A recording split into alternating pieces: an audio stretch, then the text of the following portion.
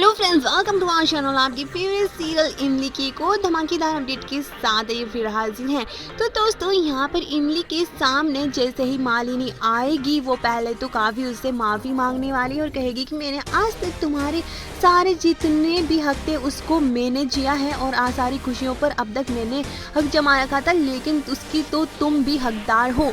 और मालिनी की बातें उसे समझ नहीं आती है और फाइनली अब मालिनी इमली से सच कह देती है कि तुम्हारे और मेरे बाबा एक ही है, यानी कि देव चतुर्वेदी ही तुम्हारे पापा हैं। और ये जानकर इमली को तगड़ा झटका लगता है, क्योंकि देव अभी अभी तो उससे मिलके गया था और वो ये बताना चाह रहा था और वो जिस तरह से इमोशनल हो रहा था, और अब इमली के सामने सारे वो पल गुजरेंगे जो कि उसके पापा ने उसके लिए किए हैं, यानी देव चतुर्वेदी ने उसके लिए जो जो किया है वो सब कुछ इमली को समझ आएगा कि आखिर वो अपना पश्चाताप दिखाने के लिए सब कुछ कर रहे थे, जबकि 20 साल तक तो उन्हें कभी याद ही नहीं आई।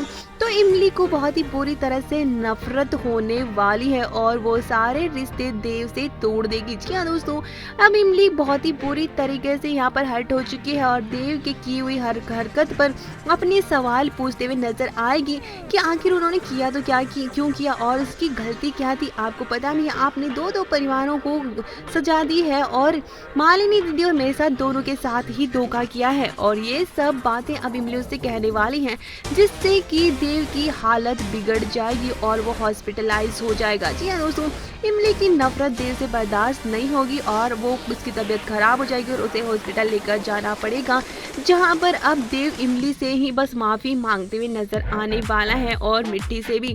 लेकिन अब किस तरह से इमली उसे माफ़ करती है ये अब देखने लायक होगा। भाई इमली को अब हक तो देना चाहता है, लेकिन इमली अब जितनी 20 सालों के लिए इतनी आसानी से इसे माफ़ नहीं कर सकती। ये सब कुछ आपको देखने को मिलेगा।